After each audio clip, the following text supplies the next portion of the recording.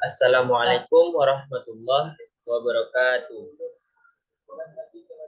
Perkenalkan, nama saya Anto Dabil Saputra dengan NIM 2316030144 dari kelas MBSE. Di sini saya akan menjelaskan soal nomor 1 tentang perpetual dan periodik. Soal nomor 1 yaitu catatlah transaksi berikut ini dalam jurnal umum menggunakan sistem persediaan perpetual dan periodik. Pada tanggal 3 November membeli barang secara kredit dari PT M seharga 85 juta dengan syarat FOB destination 2/10 N/30. Pada 4 November menjual barang secara tunai senilai 30.680.000. Harga pokok penjualan sebesar 22.600.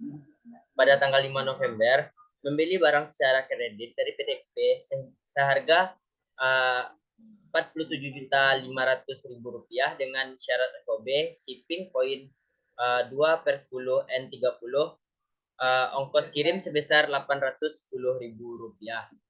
Pada tanggal 6 November mengembalikan barang yang dibeli tanggal 3 November dari PTM sebesar 18 juta rupiah.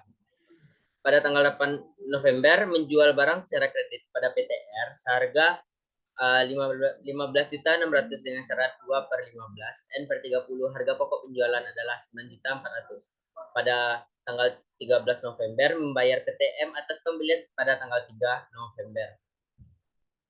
Pada tanggal 18 November membayar kepada PTP atas pembelian kredit tanggal 5 November. Pada tanggal 23 November menerima pengembalian barang dari PTR sebesar 6 juta untuk barang yang dijual pada tanggal 8 November. Harga pokok barang yang diretur sebesar 3.300.000 rupiah. Dan pada tanggal 24 menerima kas dari PTR atas penjualan tanggal 8 November. Ya, di sini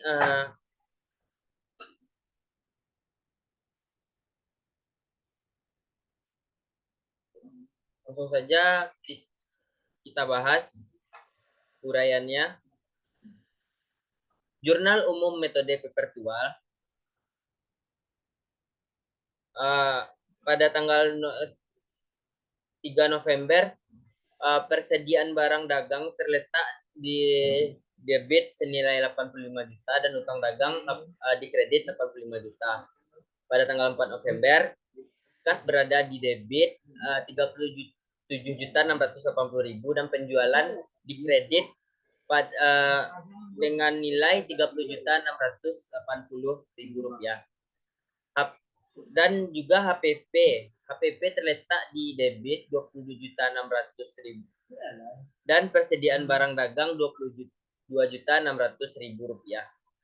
Pada tanggal 5 persediaan barang dagang terletak di debit 47.500.000 dan utang dagang terletak di kredit sebesar 47.500.000 juga.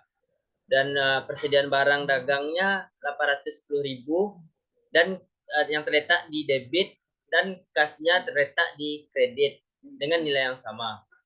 Pada tanggal 6 kas terletak pada debit senilai 18 juta dan persediaan barang dagang di kredit senilai 18 juta juga. Piutang dagang 15.600.000 terletak di debit dan penjualan terletak di kredit.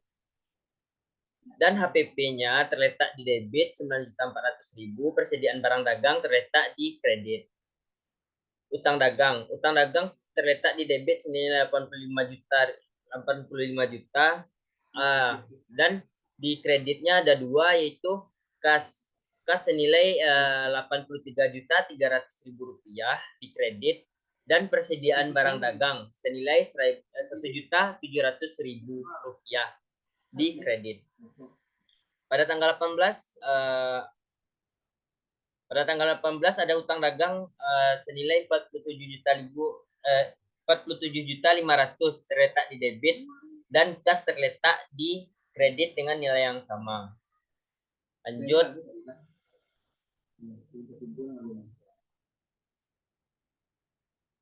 Pada tanggal 23 ada retur penjualan. Retur penjualan terletak di debit senilai 6 juta dan piutang dagang di kredit.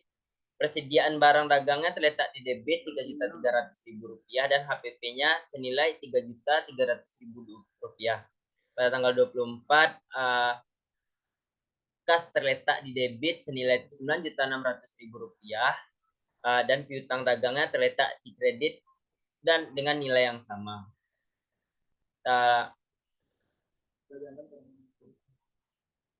Kita lanjut pada jurnal umum metode periodik. Pada tanggal 3 uraiannya pembelian di debit 85 juta, utang dagang senilai 85 juta juga yang terletak di kredit. Pada tanggal 4 kas terletak di debit 37.680.000 terletak di debit dan penjualannya sama dan terletak di kredit. Pada tanggal 5 pembelian terletak di debit senilai 47.500.000 rupiah dan utang dagangnya juga 47.500.000 rupiah di kredit. Beban angkut pembeliannya terletak di debit 810.000, beban angkut pembelian dan kasnya 810.000 rupiah di kredit.